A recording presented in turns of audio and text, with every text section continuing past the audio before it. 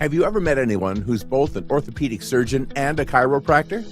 Probably not. They're either one or the other.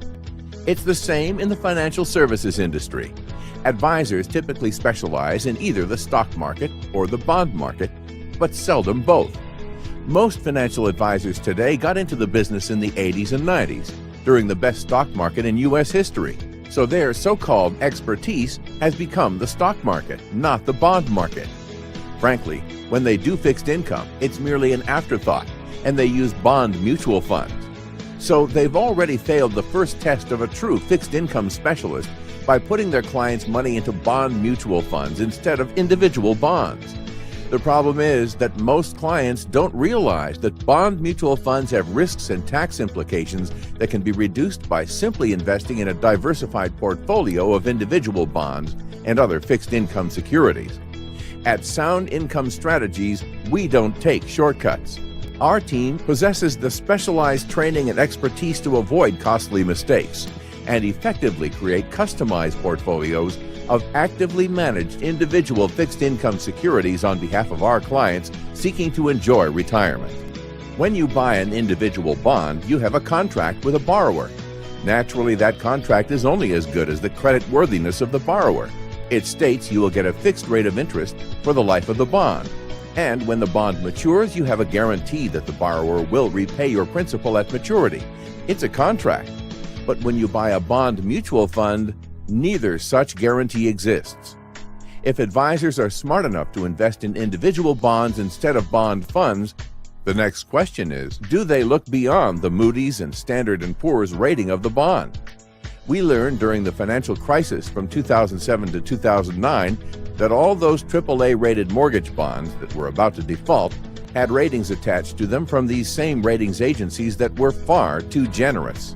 Advisors who specialize in individual fixed income securities know that they need to look beyond those ratings and look at the actual financial ratios of the issuers themselves.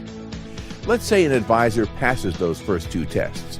They don't use bond funds, they use individual fixed income securities, and they look beyond the ratings. The next question becomes, is the advisor following a stockbroker mentality and simply buying these securities at current market prices without the use of limit orders? Most advisors don't use limit orders. They purchase at current market prices, which means if the market is up today, sadly, their clients are probably overpaying. Furthermore, to buy individual fixed income securities, every broker or investment advisor must have a clearinghouse, such as Charles Schwab, TD Ameritrade, or Fidelity, etc. When you're buying stocks and stock mutual funds, the commissions and/or trading fees are required to be 100% transparent. The underlying issue with bonds is that the clearinghouses don't have to disclose to the client, broker, or investment advisor how much extra they're tacking on to the price of the bond that they own. Advisors that specialize in individual fixed income securities know this, and they typically spend well in excess of $100,000 a year in technology and research to find out who exactly is buying and selling various fixed income securities at any given time. This knowledge and transparency then gives the advisor the ability to go directly to the buyer or seller and negotiate a better price for their clients. In the rare case an advisor passes the first four tests, they buy individual bonds and bond-like instruments rather than bond funds. They look beyond rating agencies and research the actual financial ratios prior to making a purchase. They break from the traditional stockbroker mentality and use limit orders to purchase individual fixed income securities. And they spend the time and resources to go directly to buyers and sellers to negotiate the best prices for their clients. It's almost inevitable the advisor fails the final test, which is whether they are actively managing these fixed income securities.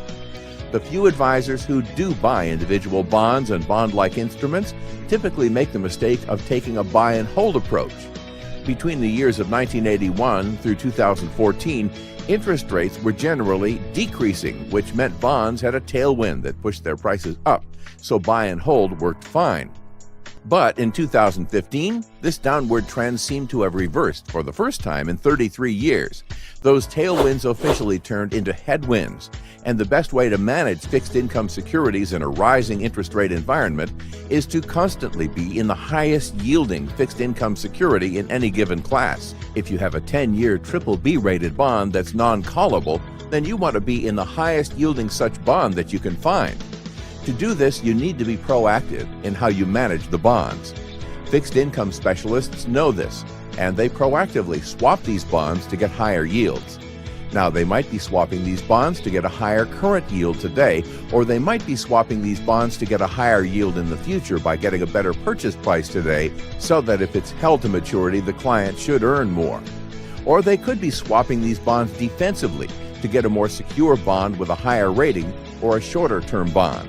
This active management of fixed income securities is the fifth test to determine whether an advisor is managing these investments the way they need to be in a rising interest rate environment. While most registered investment advisory firms take shortcuts to simplify their efforts, our management team is diligent in their research, and we seek to build customized portfolios that fit the needs of our clients through the use of actively managed fixed income securities. We concentrate our efforts on those looking forward to retirement with excitement, feeling a sense of security, and most importantly, reliable income. To learn more, visit our website at www.soundincomestrategies.com.